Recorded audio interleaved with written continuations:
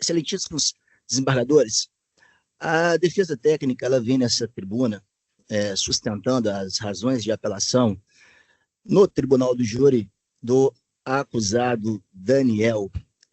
Excelências, as razões de apelação que foram postas perante Vossa Excelência para apreciar, ela traz algumas informações, algumas nulidades que esta defesa técnica irá sustentar e repassar a Vossa Excelência. Como questão de preliminar, nobres julgadores, a defesa técnica ela vem perante esse egrégio tribunal sustentar a nulidade pelo uso indevido de algemas em plenário do júri.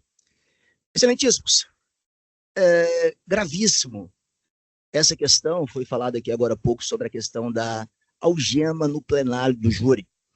E torna-se ainda mais grave quando acontece uma discussão sobre o uso de algema na frente do SET, na frente dos jurados, já selecionados e aptos a julgar o processo. O que ocorre?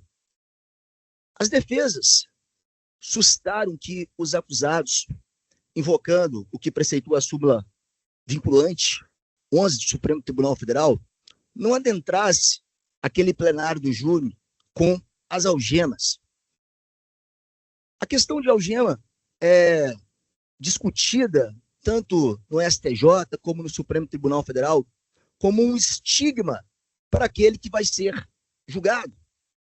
Quando o acusado chega para ser julgado perante ao egrégio tribunal do júri, ali ainda impera-se o princípio do idúbio pro réu. Ainda há a dúvida esta que se estende, inclusive, até esse presente momento. O que ocorre? Conforme consta as folhas 16 e 89 do processo, a ata de audiência, a qual as defesas técnicas insurgiram contra essa questão de algema e lá ficou vinculado, o que se verificou? O juiz, nobres julgadores, deferiu, como acontece aqui, sempre acontece aqui nos júris, na comarca de Fortaleza. Foi deferido que os acusados, sendo estes na quantidade de 5 acusados, permanecessem assentados lá no tribunal do júri para serem julgados sem as algemas. O Ministério Público, ele insurge-se contra que os acusados ficassem sem algemas e, na frente dos jurados, o MM Juízo chama um dos policiais penais e pergunta aos policiais penais a segurança de manter estes presos aqui desalgemados. E o policial penal responde: não podemos nos responsabilizarmos por ter estes acusados aqui algemados, devido à questão de periculosidade, devido à questão de pouco contingente de policial penal. Doutores, isso afeta diretamente a cabeça do leigo, a cabeça do jurado que está lá sentado. O que pensa aquele jurado? Questões essas que deveriam ser discutidas anteriormente, ou chama-se as defesas, chama-se do Ministério Público, chama o chefe da Polícia Penal, não trazer essa questão à frente dos jurados. E o juízo que havia deferido a retirada das algemas manda a colocação das algemas. Isso é gravíssimo para o devido processo legal. Isso é gravíssimo para aqueles que atuam no tribunal do júri. A questão da súmula vinculante do Supremo Tribunal Federal, que traz que o acusado será algemado, salvo a fundamentação. Temos o artigo também, salvo engano, pode ser 11 do Código de Processo Penal, que traz a questão do uso de algemas no plenário do júri. Ele requer uma fundamentação do julgador, do magistrado, uma fundamentação mais elástica, uma fundamentação concreta. Ora, excelências, não se tinha ali apenas policiais penais, se tinham ali também policiais militares da segurança do fórum. O recinto estava ali resguardado. E detalhe, foram 2 dias de júri, data do dia 13/5 e data do dia 14/5, onde esses acusados, esses réus, permaneceram durante toda aquela sessão, uma sessão demorada, que iniciava-se às 8h30 da noite no primeiro dia, terminou quase às 22h30 no primeiro dia, jurados foram para os hotéis, no segundo dia, todo momento algemado, a todo momento, durante os intervalos aqui, Vossa Excelência, para quem já foi juiz do primeiro grau, quem já fez júri, sabe muito bem como é que funciona, as paradas para o lanche, para o almoço, réus algemados, passando o tempo inteiro na frente dos jurados. Por isso, Excelência, a defesa técnica ela sustenta essa preliminar de nulidade com o uso de algemas, estando constante na ata do júri, porque o que não está na ata não está no mundo jurídico, e a defesa faz essa ressalva. Outro ponto, Excelência, que a defesa técnica ela busca demonstrar como nulidade em relação às questões que ocorreram nesse plenário do júri, foi a questão da valoração da prova inquisitorial que havia sido retratada em juízo. O gênesis deste processo, que já havia sido discutido e debatido desde as alegações finais, em vários outros momentos processuais, seria de uma única testemunha, o Diogo que teria citado os acusados que estavam presentes aqui. Nesse caso, falo pelo Daniel e pelo Wanderson, e também os demais.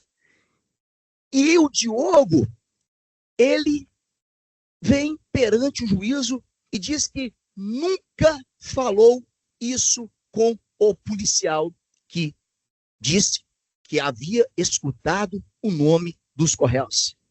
O próprio policial ainda cita uma outra pessoa, uma terceira pessoa, que seria a tia do Diogo, que também não disse ter falado.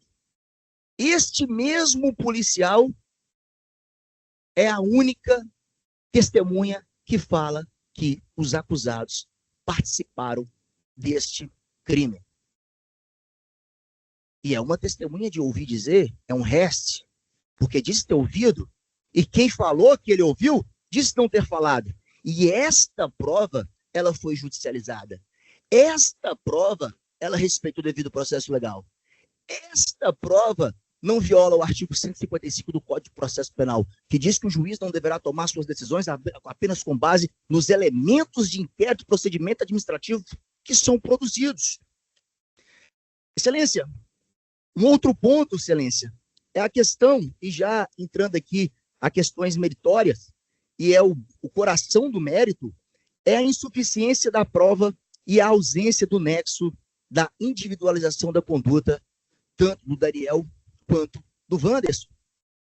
Estes são apontados no processo como sendo os autores intelectuais, os mandantes, aqueles que dão a ordem, aqueles que autorizam, aqueles que permitem que o crime aconteça. E no processo, em todas as páginas analisadas, não há uma prova material que possa vincular ao crime de mando, de autorização, de consentimento, de permissão. Dessa forma, Excelência, não há prova cabal de ordem, não há prova cabal de comando, não há prova cabal de vínculo direto entre o Daniel e o Wanderson perante esses crimes. Um ponto também que merece destaque, Excelência, é a questão da fragilidade específica da imputação na questão de organização criminosa. E, quando se analisa isso, deve-se separar de forma concreta o crime doloso contra a vida e o crime conexo de organização criminosa. E não tem no processo, não foi sustentado, não foi demonstrado qualquer indício de autoria. Não há demonstração clara de atribuição, de comando. E o Daniel foi condenado, além de pertencer à organização criminosa, por também ser uma liderança, não demonstrado no processo. A defesa técnica, quando sustentou em plenário, recorrendo de prova contrária aos autos desse processo, pedindo a anulação do julgamento, quer seja para anular em todo o julgamento, quer seja anular para que se faça e submeta a um novo júri, ela entende conforme Guilherme de Souza Nutti, no livro Tribunal do Júri, sexta edição, as páginas 36. Peço licença. No Tribunal do Júri, a sustentação aos jurados de teses divorciadas das provas existentes dos autos irá coligar na fatal condenação do réu. Como poderiam os juízes leigos suprir a deficiência da defesa absolvendo os acusados? E aí deixo de citar Guilherme Nutti e falo por mim. Há uma discrepância na paridade de armas, onde você utiliza-se de provas produzidas na fase apenas, única e exclusivamente do inquérito, você utiliza de relatórios de extração de celular para ali fazer interpretação, porque, diga de passagem, nesses relatórios de extração não há uma vírgula do crime de mando, do crime de autorização de crimes. Então, o que se tem é uma interpretação desse material para dizer que participaram do crime em comento. Excelências, um ponto também é a questão da dosimetria da pena. Daniel condenado a 26 anos e alguns meses. O Anderson condenado a 32 anos por base nesses crimes que foram aqui analisados, sem absolutamente nenhuma das provas dos autos. Essa apelação, ela tem como, e aqui caminho para o fim, ela tem como ponto central trazer a Vossas Excelências que a defesa técnica que agora sustenta para um colegiado, mas não colegiado de leigos, colegiados de desembargadores experientes, estudantes das normas legais, das jurisprudências, das doutrinas, quer seja qual o viés, ou o viés da parte da acusação, ou o viés da parte defensiva, que é o que acontece aqui conosco, que somos operadores de direitos. É demonstrar que a defesa não quer aqui ir de encontro à soberania do egrégio Tribunal do Júri, que tem um grande papel esculpido na Constituição Federal. Mas é demonstrar, nobres julgadores, que fere a regra do jogo você fazer um júri onde não há nenhuma prova e os jurados, quer seja pelo que acontece na nossa sociedade, que eu, como cidadão, como uma pessoa que vive no meio social, sei o que Fortaleza tem passado, o que o Ceará tem passado, mas apenas com o pensamento disso, trazer essa realidade para o júri e ali apontar quem passou 48 horas algemadas na frente deles e fazendo uma comparação como se aqueles ali fossem os responsáveis por tantas mortes que aconteceram e acontecem dentro do nosso Estado. E é por isso que eu trago para Vossa Excelência, porque são inteligentes de entender que esse júri, ele contraria a prova dos autos. Muito obrigado, Excelência. Obrigado, doutor Jarda. Convido o doutor Paulo Mateus para ocupar a tribuna.